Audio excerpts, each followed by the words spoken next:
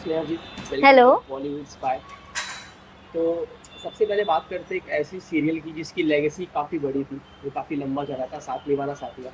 उसके आप second part में भी, तो उसकी लेगेसी को मेंटेन करना या फिर उस सीरियल में एक्ट करना, ये कैसा कैसा एक्सपीरियंस रहा आपके लिए? इनिशियली तो बहुत एक्साइटेड थे इस प्रोजेक्ट के लिए क्योंकि हम सब कहीं न कहीं साथिया को इतना प्यार करते थे और साथिया हम देखा था इतने टाइम तक हमने। तो घर में भी मेरी मम्मी मेरी मतलब साथिया की फैन थी। तो जब मुझे पता चला कि मैं साथिया कर रही हूँ और मॉम को पता चला, तो एक अलग ही एक एक्साइटमेंट थी कि कभी सोचा भी नहीं था कि इसका ऐसे हिस्सा होंगे हम।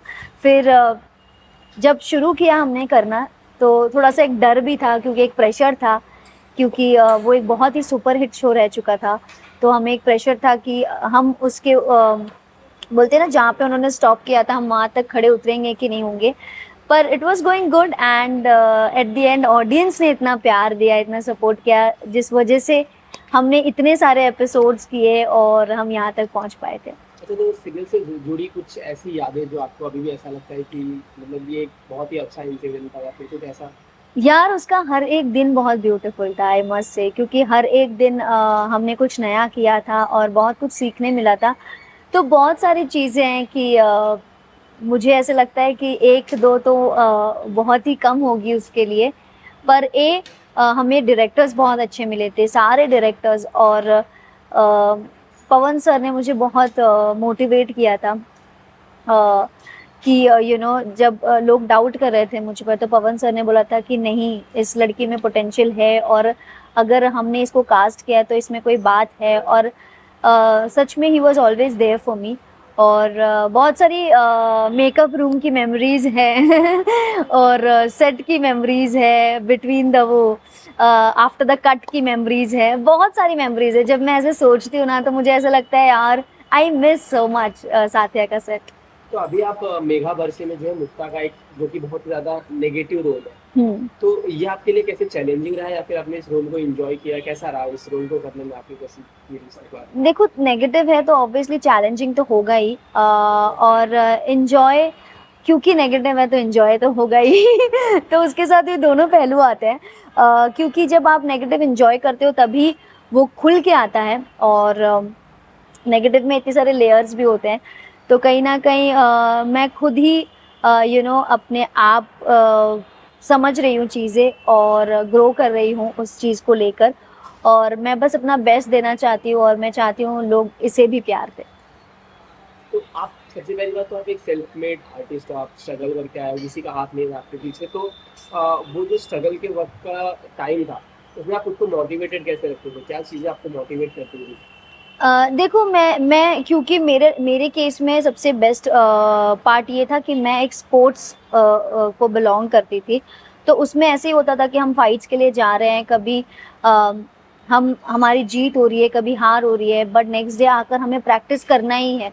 हमें यही सिखाया गया था कि उस हार पे हम रो सकते हैं, पर वो कुछ वक़्त के लिए रो लो, बट फिर उस हार को एनालाइज़ करो कि आप हारे क्यों हो? क्या-क्या आपके वीक पॉइंट्स रही है? फिर उस वीक पॉइंट्स को नोट डाउन करो और उस पे काम करो। तो वो जो सिस्टम हमने सीखा था जब मैं स्पोर्ट्स में थी, तो वो सिस्टम मैं अभी भी अप्लाई करती हूँ। अगर if I am working on something और वो नहीं चल पाया या नहीं अच्छा हो पाया, तो मैं मेक श्योर करती हूँ कि थोड़े टाइम मुझे जो फ़ील हो रहा है मैं वो फ़ील करती हूँ। उसके बाद I make sure that I go through कि कहाँ पे मैंने क्या गलत किया है और अगर मैंने कुछ गलत किया है तो मैं next time I will make sure कि वो गलती मुझसे ना हो। मैं उस चीज़ के लिए प्रिपेयर रहूँ ताकि मैं वो आगे जाके फ़ेस कर पाऊँ। तो मैं फेलियर को और बाकी सारी चीज़ों को ऐसे ही लेती हूँ। तो इसीलिए मैं बिलीव करती हूँ कि इंसान खुद को ही मोटिवेट कर सकता है। अब कोई भी इंसान आकर आपको कितना भी कुछ कहे ना, तो वो डिफ़िकल्ट होगा आपको मतलब उनको समझने में, आपको समझने में। पर जो गो थ्रू आप कर रहे हो ना, वो आप खुद फ़ील कर रहे हो। तो वो जो आप खुद फ़ील कर रहे हो ना, तो उससे ओवरकम भी आपको खुद को होना पड़ेगा। तो इसलिए मैं खुद हमेशा खुद को ही मोटिवेट करती हूँ कि इट्स ओके स्नेहा और बिग डील यार, लाइफ़ ही तो है, यहाँ पे हम सब सीखने ही आए हैं, सब हम एक्सपेरिमेंट ही करने आए हैं और इसे जीने ही आए हैं। अगर आपने एक आध स्टेप आपके गलत हो गए या सही हो गए, उससे लाइफ़ तो चेंज नहीं होगी ना। It's just you live and you experience something. So मुझे लगता है मैं वैसे ही अपने आप को मोटिवेट करती रहती हूँ और आगे बढ़ती रहूँ।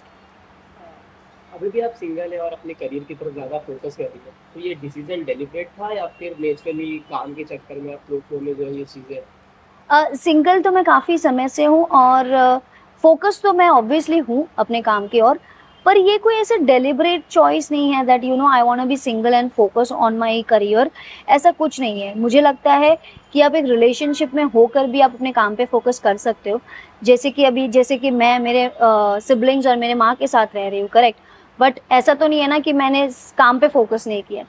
मैं उनको भी हैंडल कर रही हूँ, मैं काम को भी हैंडल कर रही हूँ। तो ऐसा कुछ सच नहीं है कि आप रिलेशनशिप में होके तो आप काम पे इतना फ़ोकस नहीं करोगे। बट जबकि और ये हो जाता है कि आपके पास एक पार्टनर है to motivate you more and support you more. So ऐसा कोई डेलिब्रेट चॉइस नहीं है, it's just I am not finding the kind of relationship I want और द पर्सन आई वांट। अब तक ऐसा कुछ आया नहीं है, तो आई डोंट नो। ओके, तो जैसे आप देख रहे हैं आजकल सोशल मीडिया जिस तरह से बढ़ रहा है, तो इसका एक्टर्स की लाइफ पे कोई प्रभाव पड़ना या फिर इसका क्या इम्पैक्ट पड़ रहा है? देखो, उनके लिए होता है जो सोशल मीडिया को सीरियसली लेते हैं, ठीक है? If you are gonna take social media seriously, तो फिर वो आपकी लाइफ भी बहुत ज़्यादा सीरियस हो जाएगी। फिर आप दिन भर वो उठते ही सोशल मीडिया, सोते ही social media.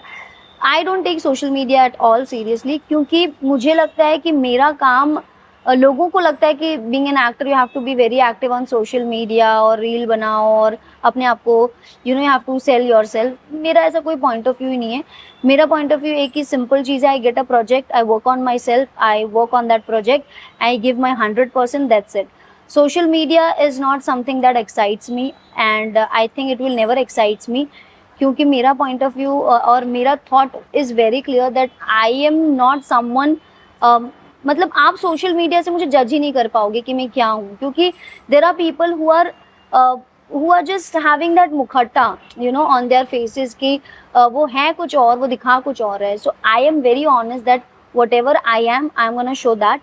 So if I don't like social media, I don't like social media, and I जिसको पसंद है वो करे, मुझे नहीं पसंद है। रियलिटी शोज को लेके आपका क्या कहना है कि आपको किसी शो में, बड़े शो में चांस मिले, तो उसमें आप और कौन सा शो हो सकता है? तो रियलिटी शोज में तो obviously I want to do a Khatron ke Khiladi because it's my favourite show and that one show I always look forward to do and be a part of it.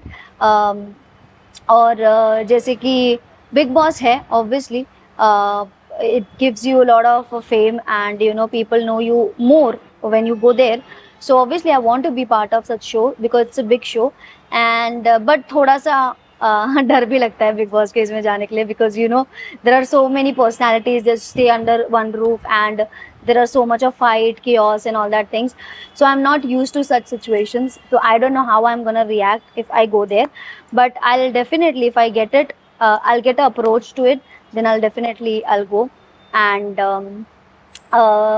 laughter chef भी एक है, so I want to really do something comedy. I have never tapped into comedy part, but then I'll really like to be a part of such a comedy show.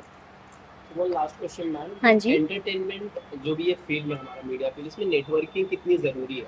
बहुत ज़रूरी है, मुझसे पूछो, मैं बिल्कुल नेटवर्किंग नहीं करती इसलिए मेरे लोग मुझे बुला बुला के नेटवर्किंग करवाते हैं। सो वहाँ से घुर रही है मुझे, सही बोल रही है तो मैं सच बोलूँ, मैं ऐसी लड़की हूँ, मुझे घर पे सोफ़ा दे दो, मेरा टीवी रिमोट दे दो और मुझे कुछ खाने के लिए दे दो एंड आई एम, मतलब मुझे वो एन्जॉय करना पसंद है, being in my own space. मैं बहुत कम बाहर निकलती हूँ, बहुत कम सोशलाइज होती हूँ और मुझे लोग बहुत समझाते हैं कि you have to be socialise, you have to कहीं दिखना पड़ेगा आपको to people to get in touch with you.